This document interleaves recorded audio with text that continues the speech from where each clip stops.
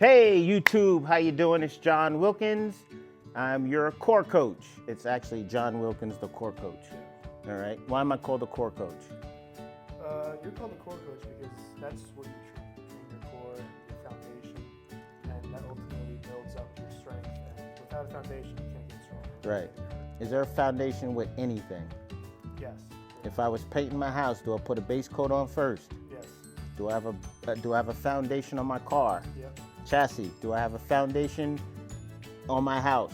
Yep. Yeah. So everything has a foundation. You have a foundation. And the foundation is all the muscles that are wrapped around your spine. And there's 5 of them, okay? It's called the inner core. So the inner core is the multifidus muscles, the internal obliques, the transverse abdominis, the diaphragm, and the pelvic floor muscles. Now, all of those muscles are either stabilizing the spine and the pelvic, or it's wrapped around the spine for protection, right? And the only way you hit stuff like that is how? The plank, right? So then we took the plank a little bit further. We said, okay, Mr. Plank, I'm not just gonna hold in place with my hands on the ground or my elbows on the ground. I now created a bar that you actually grab the bar, right? And the reason why is because we have less surface area when we grab a bar, number one. Number two, we're actually squeezing the bar, which now we're getting the hand muscles working. We're getting those forearm muscles working. They actually don't work when we're like this, right? So it's 60 to 70% when you're on your elbows or your hands. 60 to 70% of your muscles are being worked and contracted, activated. When you grab onto this bar, it starts at 85%, right? So yeah, so after that, then it's time under tension. So what we do is we develop programs, I develop programs for my athletes to build from the inside out, right? So you came to me when you were how old? I started with you when I was in, I'd say, 3rd grade. Yeah. And I was 8 years old. And now, what grade are you in? Now I'm a senior in high school. At where? At Pope John. Yep. And I'm going to Tufts next year. Awesome. So, ladies and gentlemen, this is Jared Cofrancesco. He's a football player, and he's been with me for a really long time. Not as long as Joey Rosinski, but they came about the same time because they were pretty good friends. What I do is I don't try to work all the superficial muscles. I am here to work your core, inner core, with dorsiflexion, time under tension, grip strength, isometric contraction for time. And then what we do is, because you're static, all athletes are mobile. So then I invented and created this bar to be able to do plank walks, plank jumps, reverse planks, and stuff like that. So tell our YouTube watchers how this bar actually helped you in your sport. And then real quick, tell everybody what position you play. So yeah, I play O-line. Started out as interior, then moved to tackle. In college, I'm probably be interior. Yeah. But this bar has helped me tremendously in my position, just because of, first off, the endurance. The endurance part, like, it greatly increases your conditioning, your stamina, and it works every part of your body. Like you said, your grip, your hand muscles, your shoulders, your foundation, your core, your legs, your push-off muscles, and your shins. It works everything, and it makes you more explosive. So let's go back to the hands, right? So the high plank walk is nice and straight like this. Show us how you grip as an offensive lineman when you're pass protecting. Yeah, so when you're pass protecting, your hands are up here, your shoulders are tight, you're not out like this.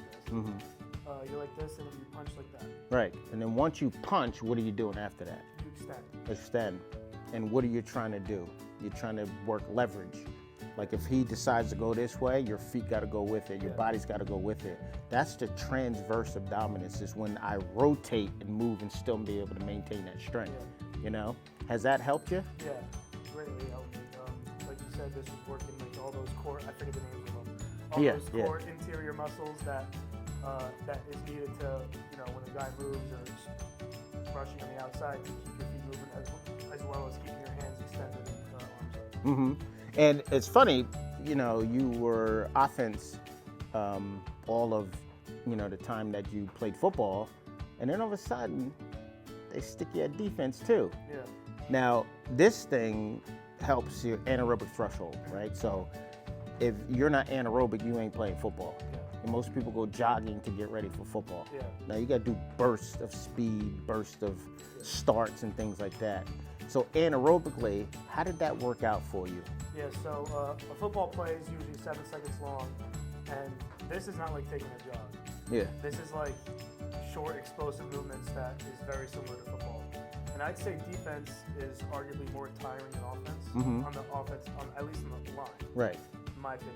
So this also helped me with my defensive stamina when, I'm lined up in the nose tackle or D tackle, and I'm just firing off the ball, extending my arms just like an offensive lineman, running my feet and working a move. Right. Same thing. Yeah. Oh, awesome. So you're also a strong guy, right? Yeah. So we made you strong too at the Yeah. same time. You still bench, you still deadlift, you still squat. How did that stuff help that? Yeah, so for example, the squatting, doing the squat jumps with the bar Right. around the room, that builds up the foundation of the core muscles in the glutes. And without that, it's hard to put heavy weight on the bar because it's not going to work. Yeah. You're not getting that frame, you're not that framework you need. And also, if you don't do that with the squat jumps around the room, you're going to hurt yourself when you use heavy weight. Right. That's another reason.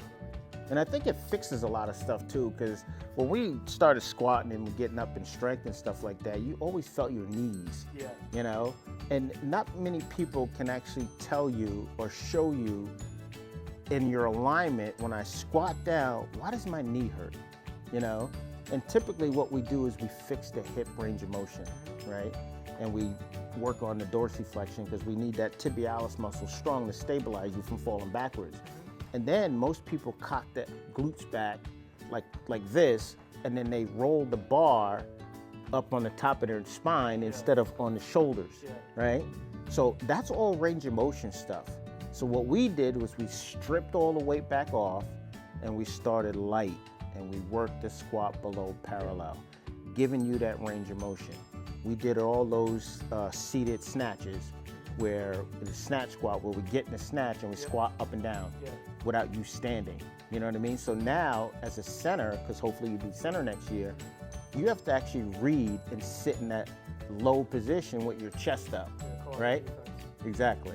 And if you don't do that, you fall backwards, or you'll do something else, and then all of a sudden you have too much weight on the ball, and somebody will just blow you over, So I felt like that was what your biggest attribute was as a football player, was being able to do that. Yeah.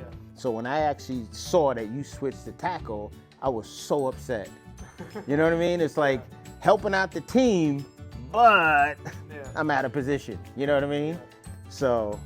And back to that, what you were saying before, like you said to me the other day, building strength is not really just putting on heavy weight. It's like the range of motion. Right. It's going all the way down. For squatting, going all the way up. Doesn't matter how heavy the weight is, as long as you can do that, especially with just your body weight. Yeah. That's what's the base of building strength. And it's perfectly proven because every single body in the NFL are not the strongest people in the world. I mean, there's linemen that bench, the 225 17 times. You get some other guy benching it 35 times. How come the 35-pound, the guy, if it was supposed to be strength, how come he's not even in the league anymore? And this guy's an all-pro benching 17. You know what I mean? So it's like this whole thought process, this whole theory of this mass with no range of motion, just setting ourselves up for injuries later, So tell everybody, just kind of recap and, tell everybody who's thinking about trying to get on the program, just how special this program is. Yeah, so this bar has changed my athletic ability tremendously. It's made me a better athlete. I started off as like some kid who wanted to play football, didn't really think about playing in college. And as soon as I got on this bar, it's not going to happen instantly, but it's going to, over the course of like a year or two, working hard with John, I realized that I can play on, you know, FCS level. Mhm. And even then, like I feel like I can still do that. Yeah. Depending Yeah. on how well I do in college. Yeah. This bar has made me so much better. Yeah, yeah, and I also think you're gonna go there and start. Yeah. Yeah, Plan. there's not too many people with the strength, and then also the mindset at the same time, because this puts you through it. I mean, you second guess coming here when you get on this thing. Yeah. You know what I mean? Yeah. So if you can bear that and get through that, there's not a lot of things in life you won't be able to get through, because it's the same thing, you know? Well, Jared, thanks so much for coming on. Yeah. All right, appreciate it. Appreciate it, John. Yeah, God bless, brother. God bless.